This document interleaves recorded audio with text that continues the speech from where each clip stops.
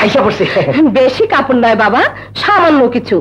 আমার তো বাতের ব্যথা, তোমার যদি কষ্ট হয় বলো, লন্ড্রিতে পাঠিয়ে দিই। কি যে কোন চাচি, এই কাপড়গুলো কাচতে আমার কোনো কষ্ট হবে না। দেন দেন দেন দেন। আচ্ছা আচ্ছা।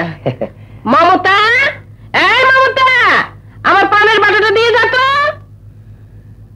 ছেলেটাকে তাহলে বাড়ির চাকরি বানিয়ে ফেললে? দেখো, বেশি বোঝার চেষ্টা করো না। বাড়ির ছেলে বাড়ির কাজ করছে, তাতে চাকর বানাবার কি আছে? মামি,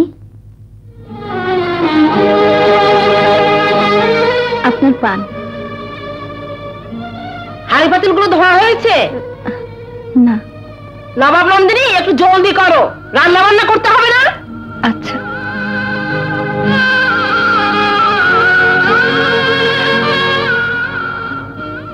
বাপ মা মরা মেয়েটাকে এবার মুক্তি দাও না। মানে? মমতার তো বিয়ের বয়স পার হয়ে যাচ্ছে, এই বয়সে সুখের মুখ তো দেখেনি। যদি স্বামীর ঘরে গিয়ে একটু সুখের খোঁজ পায়, পাক না। তোমার কথা শুনলে আর সংসার চলবে না। মধু তো বাইরের কাজ করে, মমতাকে বিয়ে দিলে রান্না করবে কে? আমার তোমার বাপের ব্যথা। তাই বলে মেয়েটার ভবিষ্যতের কথা ভাববে না? যাদের ভাবার কথা ছিল তারাই যখন মরে গেছে, তখন ওই ভাবনা আমি ভাবতে পারবো না।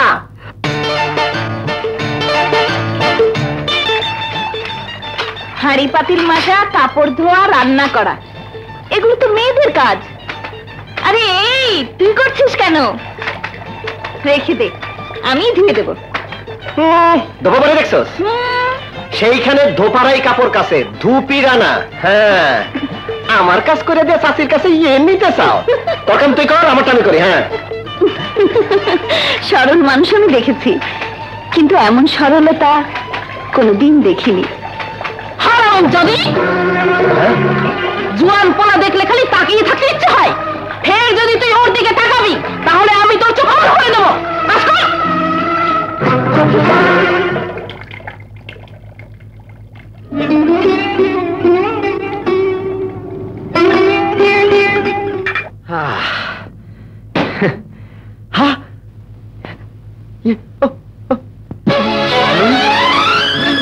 হারামজাদা, তুই আমার শার্টটা ফাঁকিয়ে দিলি। আমার নতুন শার্ট আগে দিকে।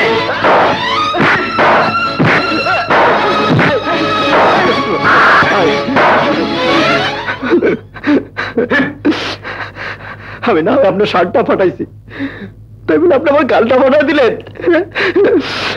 আমার বুঝি ব্যথা লাগে না? ব্যথা লাগতো যদি রক্ত মাংসের শরীর হতো, যদি লাজ শরম থাকতো। আরে তুই একটা মানুষ না মানুষ, এত মার খেয়ে বাড়িতে পড়ে আছিস। তুই আমার অমানুষ করলি? বলবই তো, তুই না পুরুষ, পারিস না সবকিছু ভেঙে চুরমার করে বাড়ি থেকে চলে যেতে? তুই আমারে যাইতে কোথাচ্ছিস, নিজে যাস না কেন? লাত্তি কোথা খেয়ে গেলে পড়ে আসিস কেন? কপাল দোষে ছোটবেলায় মা বাবাকে হারিয়েছি। আপন বলতে এক ছোট ভাই ছিল, ওকে একদিন এক মেলা দেখতে গিয়ে হারিয়ে ফেলেছি। এখন বল, আমি কোথায় যাব, কার কাছে যাব? জানি না, আমার ভাইটি মরে গেছে, না বেঁচে আছে।